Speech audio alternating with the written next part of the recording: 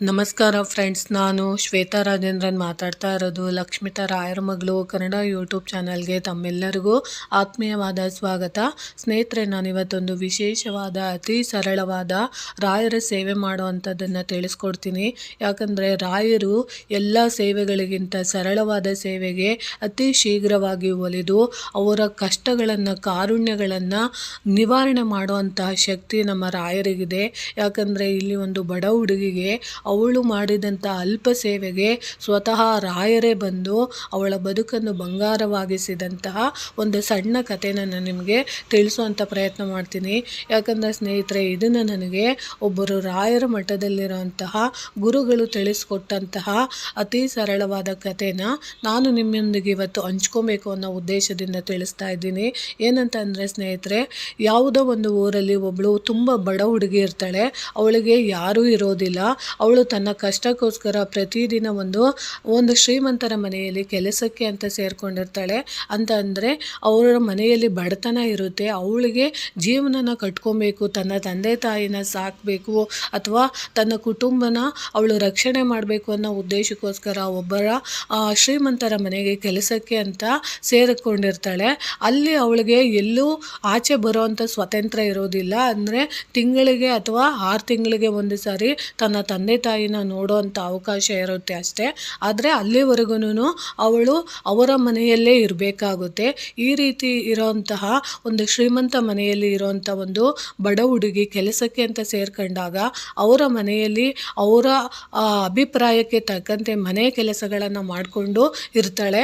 ಅಂತಹ ಸಂದರ್ಭದಲ್ಲಿ ಯಾವುದೋ ಒಂದು ಸಾರಿ ಮಠಕ್ಕೆ ಹೋಗೋವಂಥ ಸಂದರ್ಭ ಬರುತ್ತೆ. ಅಲ್ಲಿ ಹೋದಂಥ ಸಂದರ್ಭದಲ್ಲಿ ಅಂದರೆ ತಮ್ಮ ಕೆಲಸ ಮಾಡುವಂತಹ ಸಾಹುಕಾರ ಇರ್ತಾರಲ್ಲ, ಅಂಥ ಸಾಹುಕಾರಗಳ ಜೊತೆಯಲ್ಲಿ ಮಠಕ್ಕೆ ಒಂದು ಸಾರಿ ಹೋಗ್ತಾಳೆ. ಆಗ ಮಠದಲ್ಲಿ ಅವಳಿಗೆ ಒಂದು ಸಾರಿ ಅಲ್ಲಿ ಪುರೋಹಿತರು ಮಾತಾಡ್ತಿರೋ ಅಂಥದ್ದನ್ನು ಕೇಳಿಸ್ಕೊತಾಳೆ. ಅಂದರೆ ನಿಮ್ಮ ಜೀವನದಲ್ಲಿ ಏನಾದರೂ ಕಷ್ಟಗಳಿದ್ದರೆ ಆ ಕಷ್ಟಗಳು ಬೇಗ ಪರಿಹಾರ ಆಗಬೇಕು ಅಂತ ಅಂದರೆ ರಾಯರನ್ನು ನಂಬಿ, ರಾಯರ ಸೇವೆಗಳನ್ನು ಮಾಡಿ, ರಾಯರಿಗೆ ತುಂಬ ಇಷ್ಟ ಆಗುವಂತಹ ಹಸುವಿನ ತುಪ್ಪದ ದೀಪನ ಯಾರು ಹಚ್ಚುತ್ತಾರೋ ಅಂತಹ ದೀಪಗಳನ್ನು ಹಚ್ಚಿದಾಗ ರಾಯರು ಅತಿ ಶೀಘ್ರವಾಗಿ ನಿಮ್ಮ ಕಷ್ಟಗಳನ್ನು ಬೇಗ ನಿವಾರಣೆ ಮಾಡಿ ನಿಮಗೆ ಅನುಗ್ರಹ ಮಾಡ್ತಾರೆ ಅಂತ ಹೇಳಿರ್ತಾರೆ. ಅಂತಹದನ್ನು ಕೇಳಿಸಿಕೊಂಡಂತಹ ಈ ಬಡ ಹುಡುಗಿ ತನ್ನ ಮನಸ್ಸಲ್ಲಿ ರಾಯರನ್ನು ಪ್ರತಿಷ್ಠಾಪನೆ ಮಾಡ್ಕೊತಾಳೆ. ನಾನು ಏನಾದರೂ ಮಾಡಿ ರಾಯರ ಸೇವೆನ ಮಾಡಬೇಕು, ರಾಯರ ಭಕ್ತಿನ ನಾನು ಪಡ್ಕೊಬೇಕು, ಮತ್ತು ರಾಯರಿಗೆ ತನ್ನ ಭಕ್ತಿನ ತೋರಿಸಿ ನನಗೆ ರಾಯರ ಅನುಗ್ರಹ ಆಗಬೇಕು ಅಂತ ಅವಳು ಆಸೆಪಟ್ಟು ಸೇವೆನ ಮಾಡಬೇಕು ಅಂತ ತುಂಬ ಇಷ್ಟಪಡ್ತಾಳೆ. ಆದರೆ ಅವಳಿಗೆ ಏನಾಗುತ್ತೆ ಅಂದರೆ ಅವಳದೇ ಆದಂಥ ಸ್ವಂತ ಮನೆ ಇರೋದಿಲ್ಲ. ಅವಳಿಗೆ ಹೆಂಗೆ ಸೇವೆ ಮಾಡಬೇಕು ಅಂದರೆ ಒಂದು ಸ್ವತಂತ್ರ ಇರೋದಿಲ್ಲ. ಒಂದು ವಿಗ್ರಹ ತರೋದಿರ್ಬೋದು, ಒಂದು ಫೋಟೋನ ತಂದು ಪೂಜೆ ಮಾಡೋ ಅಂತಹ ಸ್ವಾತಂತ್ರ್ಯ ಇರೋದಿಲ್ಲ. ಆದರೆ ಅವಳ ಮನಸ್ಸಲ್ಲಿ ಮಾತ್ರ ರಾಯರ ಸೇವೆನ ಮಾಡಬೇಕು ಅನ್ನೋ ಅಭಿಲಾಷೆ ದಿನೇ ದಿನೇ ಹೆಚ್ಚಾಗ್ತಾ ಹೋಗುತ್ತೆ.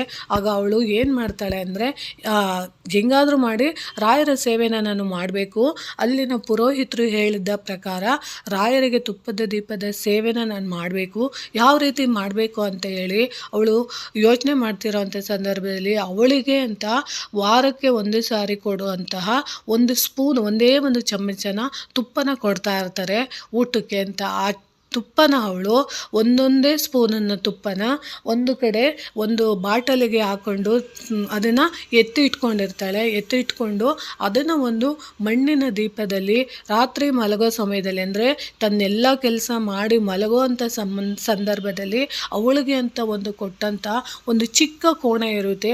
ಅಲ್ಲಿ ಯಾವುದೇ ರೀತಿಯ ಪೂಜೆ ಪುನಸ್ಕಾರ ಮಾಡೋದಕ್ಕೆ ಅವಕಾಶ ಇರೋದಿಲ್ಲ. ಯಾವುದೇ ವಿಗ್ರಹಗಳನ್ನು ಇಡುವಂಥದ್ದು, ಫೋಟೋಗಳನ್ನು ಇಡುವಂಥದ್ದು ಅವಳ ಸ್ವಾತಂತ್ರ್ಯಕ್ಕೆ ಏನು ಅವಳು ಮಾಡೋ ಅಂಥ ವ್ಯವಸ್ಥೆ ಇರೋದಿಲ್ಲ. ಆದರೆ ಅವಳಿಗೆ ಅಂತ ಪ್ರತಿದಿನ ಅಥವಾ ವಾರಕ್ಕೆ ಒಂದು ಸಾರಿ ಕೊಡುವಂಥ ಒಂದೇ ಒಂದು ಚಮಚ ತುಪ್ಪ ಕೊಡ್ತಾ ಇರ್ತಾರೆ ಊಟಕ್ಕೆ ಅಂತ. ಆ ತುಪ್ಪನ ಅವಳು ಎಲ್ಲನೂ ಕೂಡಿಟ್ಟು ಪ್ರತಿದಿನ ಅವಳು ಮಲಗೋದಕ್ಕಿಂತ ಮುಂಚೆ ಒಂದೇ ಒಂದು ಮಣ್ಣಿನ ಹಣತೆನ ಅವಳು ಬೆಳಕಿಗೆ ಅಂದರೆ ಅವಳು ಮಲಗುವಂಥ ಕೋಣೆಗೆ ಬೆಳಕು ಬೀಳಲಿ ಅಂತ ಒಂದೇ ಒಂದು ಮಣ್ಣಿನ ದೀಪನ ಕೊಟ್ಟಿರ್ತಾರೆ. ಆ ಮಣ್ಣಿನ ದೀಪದ ಒಳಗಡೆ ಅವಳು ಒಂದು ಆ ಚಮಚ ತುಪ್ಪ ಕೊಟ್ಟಿರ್ತಾರಲ್ಲ ಆ ತುಪ್ಪನ ಹಾಕಿ ತನ್ನ ಸೀರೆ ಬತ್ತಿ ಇರೋದಿಲ್ಲ, ಅವಳಿಗೆ ಬತ್ತಿ ಸಹ ತಗೊಳ್ಳೋಕ್ಕೆ ಸ್ವತಂತ್ರ ಇರೋದಿಲ್ಲ. ತನ್ನ ಸೀರೆಯ ಸೆರಗಲ್ಲಿ ಬರ್ತಾ ಇರುವಂತಹ ದಾರ ಇರುತ್ತಲ್ಲ ಆ ದಾರನ ಆ ತುಪ್ಪದಲ್ಲಿ ನೆನೆಸಿ, ಅಂದರೆ ಅಡುಗೆ ಮಾಡುವಂಥ ತುಪ್ಪ ಮಾಡಿ ಸ್ವಲ್ಪ ಮಿಕ್ಕಿರುತ್ತಲ್ಲ ಆ ತುಪ್ಪದಲ್ಲಿ ಆ ಸೀರೆನ ಅದ್ದಿ ಆ ಸೀರೆದು ದಾರದ ಥರ ಮಾಡಿಬಿಟ್ಟು ಆ ದಾರನ ಆ ತುಪ್ಪದ ಡಬ್ಬಿಯಲ್ಲಿ ಅದ್ದಿ ಲಾಸ್ಟಲ್ಲಿ ಉಳ್ಕೊಂಡಿರುತ್ತಲ್ಲ ಆ ತುಪ್ಪದ ಡಬ್ಬಿಲಿ ಅದನ್ನು ಅದ್ದಿ ಬತ್ತಿಯಾಗಿ ಮಾಡಿ ಅದನ್ನು ರಾತ್ರಿ ಹೊತ್ತು ರಾಯರನ್ನು ಸ್ಮರಣೆ ಮಾಡಿ ತಾನು ಮಲಗುವಂಥ ಸಮಯದಲ್ಲಿ, ಅಂದರೆ ಎಲ್ಲ ಮನೆ ಕೆಲಸ ಎಲ್ಲ ಮಾಡಿ ಮುಗಿಸಿ ಮಲಗುವಂಥ ಸಂದರ್ಭದಲ್ಲಿ ಬತ್ತಿನ ಹಾಕಿ ಆ ದೀಪನ ಹಚ್ಚಿ ಅವಳು ಮಲಗುವಂಥ ಸಂದರ್ಭದಲ್ಲಿ ರಾಯರನ್ನು ಪ್ರಾರ್ಥನೆ ಮಾಡ್ಕೊತಾಳೆ. ಯಾಕಂದರೆ ನಾನು ತುಂಬ ಕಷ್ಟದಲ್ಲಿದ್ದೀನಿ, ತುಂಬ ನೋವಲ್ಲಿದ್ದೀನಿ, ನನಗೆ ಯಾರೂ ಸಹಾಯ ಮಾಡ್ತಾ ಇಲ್ಲ, ನನ್ನೋರು ಅಂತ ನನಗೆ ಯಾರೂ ಇಲ್ಲ, ನನಗೆ ನಿಮ್ಮ ಅನುಗ್ರಹ ಬೇಕು, ನನಗೆ ಜಾಸ್ತಿ ದೊಡ್ಡ ಸೇವೆಗಳನ್ನು ಮಾಡುವಂಥ ಶಕ್ತಿ ನನ್ನಲ್ಲಿಲ್ಲ, ನಾನು ನಿಮ್ಮನ್ನು ದೇವರಾಗಿ ನಾನು ಆಯ್ಕೆ ಮಾಡ್ಕೊಂಡಿದ್ದೀನಿ, ನಾನು ನಿಮ್ಮ ಭಕ್ತೆ, ನನ್ನ ಕೈಯಾರೆ ನಾನು ಮಾಡ್ತಿರೋಂಥ ಈ ಪುಟ್ಟ ಸೇವೆನ ನೀವು ಒಪ್ಪಿಸ್ಕೊಳ್ಳಿ ಅಂತೇಳಿ ಪ್ರತಿದಿನ ರಾಯರ ಸೇವೆನ ಮಾಡ್ತಾ ಹೋಗ್ತಾ ಇರ್ತಾಳೆ. ರಾಯರಿಗೆ ಆ ಸೇವೆ ತುಂಬ ಇಷ್ಟ ಆಗುತ್ತೆ. ಆಗ ಒಂದು ಸರಿ ಅವಳಿಗೆ ತುಂಬ ಕಷ್ಟದ ಪರಿಸ್ಥಿತಿ ಬರುತ್ತೆ. ಅವಳನ್ನು ಅಲ್ಲಿ ಮನೆ ಕೆಲಸಕ್ಕೆ ತಗೊಂಡಿದ್ದಂಥವ್ರು ಅವಳಿಗೆ ತುಂಬ ಹೊಡೆಯೋದು, ಆಮೇಲೆ ಅವಳಿಗೆ ಚಿತ್ರಹಿಂಸೆ ಕೊಡೋವಂಥದ್ದು, ಅವಳು ಮಾಡಿದಂಥ ಕೆಲಸಕ್ಕೆ ಅವಳಿಗೆ ಸರಿಯಾದ ಹಣ ಕೊಡಬೇಕಾಗಿರೋವಂಥದ್ದು ಯಾವುದು ಕೊಡ್ತಾ ಇರೋದಿಲ್ಲ. ಆಗ ಸ್ವತಃ ರಾಯರೇ ಯಾವುದೋ ಒಂದು ದೊಡ್ಡೋರ ರೂಪದಲ್ಲಿ, ಅಂದರೆ ಗುರುಗಳ ರೂಪದಲ್ಲಿ ಬಂದು ಆ ಮನೆಗೆ ಬಂದು ಅವರ ಮನೆ ಕೆಲಸ ಮಾಡ್ತಾ ಇರ್ತಾರಲ್ಲ ಅಂತಹ ಮನೆಯಲ್ಲಿ ಕೆಲಸ ಮಾಡ್ತಿರೋರಿಗೆ ಆ ಶ್ರೀಮಂತರ ಮನೆಗೆ ಬಂದು ಅವರಿಗೆ ಯಾವ ರೀತಿಯೆಲ್ಲ ಬುದ್ಧಿ ಹೇಳಬೇಕು ಬುದ್ಧಿ ಹೇಳಿ ಅದೇ ರೀತಿಯಲ್ಲಿ ಅವಳಿಗೆ ಏನು ದಕ್ಕಬೇಕಾಗಿರುತ್ತೋ ಅದಕ್ಕಿಂತ ಹೆಚ್ಚಿನದಾಗಿ ಅವಳ ವ್ಯಕ್ತಿತ್ವದ ಬಗ್ಗೆ ರಾಯರೇ ಸ್ವತಃ ಮಾತಾಡಿ ಅವಳ ಜೀವನಕ್ಕೆ ಏನು ಬೇಕೋ ಅದನ್ನೆಲ್ಲ ರಾಯರು ಸಿದ್ಧ ಮಾಡಿ ಕೊಡ್ತಾರಂತೆ. ಇದು ನೈಜವಾಗಿ ಸತ್ಯವಾಗಿ ನಡೆದಿರೋಂಥ ಘಟನೆನ ಯಾರೋ ಒಬ್ಬರು ಭಕ್ತೆ ರಾಯರ ಮಠದಲ್ಲಿ ಹೇಳ್ಕೊಂಡಿದ್ದಂಥದ್ದನ್ನು ನನಗೆ ಹೇಳಿದರು. ಅದನ್ನು ನಾನು ನಿಮಗೆ ತಿಳಿಸ್ತಿದ್ದೀನಿ. ಇಲ್ಲಿ ತುಂಬ ಏನು ನಿಮಗೆ ವಿಶೇಷ ಏನನ್ಸುತ್ತೋ ನನಗೆ ಗೊತ್ತಿಲ್ಲ. ಆದರೆ ಇಲ್ಲಿ ನಾನು ಹೇಳೋವಂಥದ್ದು ಏನು ಅಂದರೆ, ರಾಯರು ದೊಡ್ಡ ಸೇವೆಗಳನ್ನು ಖಂಡಿತವಾಗ್ಲೂ ಇಷ್ಟಪಡೋದಿಲ್ಲ. ರಾಯರು ಇಷ್ಟಪಡೋವಂಥದ್ದು ಅತಿ ಸರಳವಾದ ಸೇವೆ. ಅಂದರೆ ನಿಮ್ಮ ಮನೆಯಲ್ಲಿ ಸಾಲ ಸೋಲ ಮಾಡಿ ಬೇರೆಯವರು ನೋಡಲಿ ಅಂತ ನಾವು ಅಲಂಕಾರ ಮಾಡಿ ಸೇವೆಗಳನ್ನು ಮಾಡಿದ್ರೆ ಖಂಡಿತವಾಗ್ಲೂ ರಾಯರು ಬರೋದಿಲ್ಲ. ನೀವು ಉಪವಾಸ ಮಾಡಿ ಅಂತಲೂ ರಾಯರು ಕೇಳೋದಿಲ್ಲ. ಅಲಂಕಾರ ಮಾಡಿ ಹಣ್ಣುಗಳನ್ನು ಇಡಿ, ನಮಗೆ ಹಾಲು ತುಪ್ಪ ಇಡಿ ಅಥವಾ ಅಭಿಷೇಕಗಳನ್ನು ಮಾಡಿ ಅದು ಯಾವುದನ್ನು ಅಪೇಕ್ಷೆ ಮಾಡದ ನಮ್ಮ ರಾಯರು ಅತಿ ಸರಳವಾದ ಸೇವೆಗೆ ಒಲಿಯುತ್ತಾರೆ ಅನ್ನೋದಕ್ಕೆ ಇದೊಂದು ನಿಜವಾದ ನೈಜ ಘಟನೆಯ ಒಂದು ಸ್ಟೋರಿ ಆಗಿದೆ. ಅದನ್ನು ನಾನು ತಿಳ್ಕೊಂಡು ನನಗೂ ನಿಮ್ಗೆ ಹೇಳ್ಕೊಡ್ಬೇಕು ಅನ್ನೋ ಉದ್ದೇಶದಿಂದ ಹೇಳ್ಕೊಟ್ಟಿದ್ದೀನಿ. ಯಾಕಂದರೆ ನೋಡಿ, ಇನ್ನೇನು ರಾಯರ ಮಠಗಳಲ್ಲಿ ವಿಶೇಷವಾಗಿ ವರ್ಧಂತಿ ಮಹೋತ್ಸವಗಳು ನಡೀತಿದೆ, ರಾಯರ ಹುಟ್ಟು ಹಬ್ಬಗಳು ನಡೀತಿದೆ. ಅದಕ್ಕೋಸ್ಕರ ನೀವು ಮನೆಯಲ್ಲಿ ಯಾರೋ ನೋಡಲಿ ಅಂತ ಸಾಲ ಸೋಲ ಮಾಡಿ ದೀಪಗಳನ್ನು ಹಚ್ಚೋದು, ಆರಾಧನೆ ಮಾಡೋವಂಥದ್ದು ಅಥವಾ ರಾಯರಿಗೆ ಹೂವಿನ ಅಲಂಕಾರನೇ ಮಾಡಬೇಕು ಅಂತ ಮನಸ್ಸಿನಲ್ಲಿ ಯಾವುದೋ ಒಂದು ರೀತಿ ಅವ್ರ ಮನೇಲಿ ಆ ರೀತಿ ಪೂಜೆ ಮಾಡಿಬಿಟ್ಟಿದ್ದಾರೆ, ರಾಯರು ಅಲ್ಲಿ ಆ ರೀತಿ ಹೊಲ್ದು ಬಿಟ್ಟಿದ್ದಾರೆ, ಈ ರೀತಿ ಹೊಲ್ದಿದ್ದಾರೆ ಅನ್ನೋ ಭ್ರಮೆನ ಬಿಟ್ಟು ನಾವು ರಾಯರನ್ನು ನಿಷ್ಕಲ್ಮಶವಾಗಿ ನಾವು ಪ್ರೀತಿಯಿಂದ ಮಮತೆಯಿಂದ ನಾವು ಮನಸಾರೆ ಪ್ರೀತಿ ಮಾಡಿ ಒಂದೇ ಒಂದು ದೀಪನ ಹಚ್ಚಿದ್ದೇ ಆದರೆ ಖಂಡಿತವಾಗ್ಲೂ ರಾಯರು ನಾವು ಇರೋ ಕಡೆಗೆ ಬರ್ತಾರೆ ಮತ್ತು ನಮಗೆ ಯಾವುದೋ ಒಂದು ರೂಪದಲ್ಲಿ ಬಂದು ನಮ್ಮ ಕಷ್ಟಗಳಿಗೆ ಪರಿಹಾರ ನೀಡ್ತಾರೆ.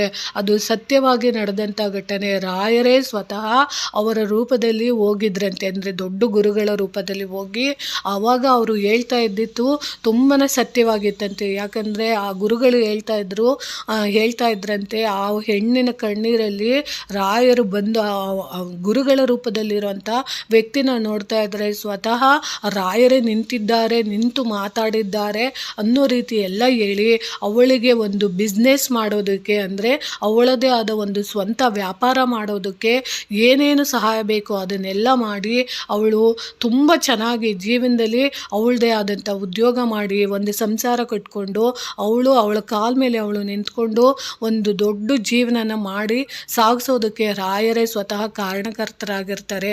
ಯಾಕಂದರೆ ಅವಳು ಹೇಳಿದ ರೀತಿಯಲ್ಲಿ ಸತ್ಯ ಇತ್ತು ಅನ್ನೋದು ರಾಯರ ಮಠದಲ್ಲಿ ಹೇಳಿದಂಥ ಭಟ್ಟರ ಮಾತಲ್ಲಿ ಬಂದಂಥ ಸತ್ಯ. ಅದಕ್ಕೋಸ್ಕರ ನಾನು ನಿಮಗೆ ತಿಳಿಸ್ಕೊಡ್ತಿದ್ದೀನಿ.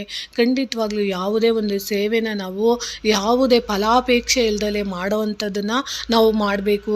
ಎಲ್ಲರೂ ಮಾಡ್ತಿದ್ದಾರೆ, ಅಯ್ಯೋ ಅವ್ರು ಹಂಗೆ ಮಾಡ್ತಿದ್ದಾರೆ, ಅವರಿಗೆ ರಾಯರು ಹೂಪ್ರಸಾದ ಕೊಟ್ಬಿಟ್ರು, ರಾಯರು ಅವರಿಗೆ ಕಾರ್ ತೊಗೊಳೋಕ್ಕೆ ಅವಕಾಶ ಕೊಟ್ಬಿಟ್ರು, ಮನೆ ಕಟ್ಕೊಳ್ಳೋಕ್ಕೆ ಅವಕಾಶ ಕೊಟ್ಬಿಟ್ರು, ಅಥವಾ ಇನ್ನೇನೋ ಕೊಟ್ಬಿಟ್ರು ಅಂತ ನಾವು ಬೇರೆಯವರು ಮಾಡ್ತಾರೆ ಅಂತ ನಾವು ರಾಯರ ಸೇವೆಗಳನ್ನು ಮಾಡಬಾರ್ದು.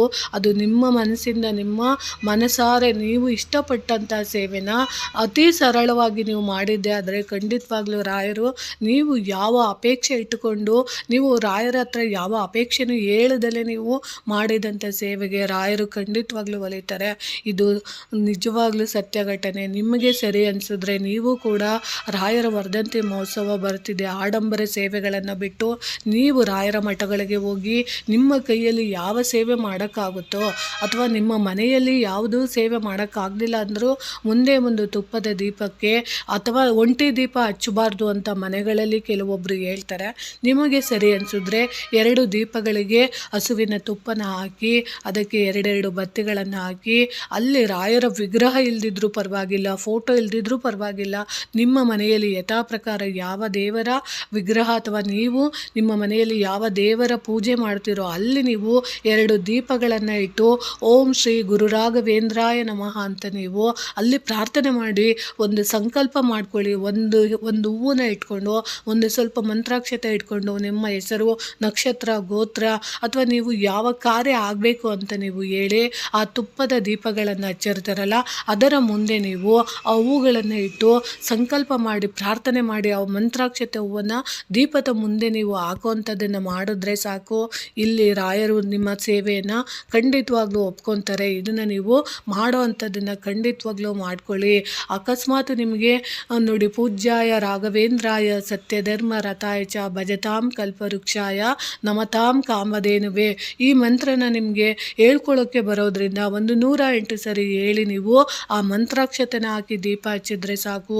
ಸ್ವತಃ ರಾಯರೇ ನಿಮಗೆ ನೀವು ಅಂದ್ಕೊಂಡಿರೋಂತಹ ಆಸೆಗಳನ್ನು ಈಡೇರಿಸ್ತಾರೆ. ಮತ್ತು ರಾಯರ ಆಶೀರ್ವಾದ ಸದಾ ಇರುತ್ತೆ.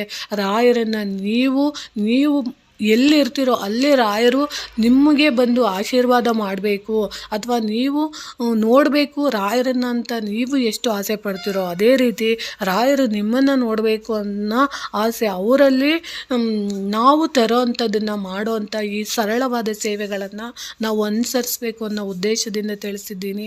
ಈ ಮಾಹಿತಿ ಇಷ್ಟ ಆಗಿದೆ ಅಂದ್ಕೊತೀನಿ. ಪ್ರೀತಿಯ ಧನ್ಯವಾದಗಳು ಸ್ನೇಹಿತರೆ.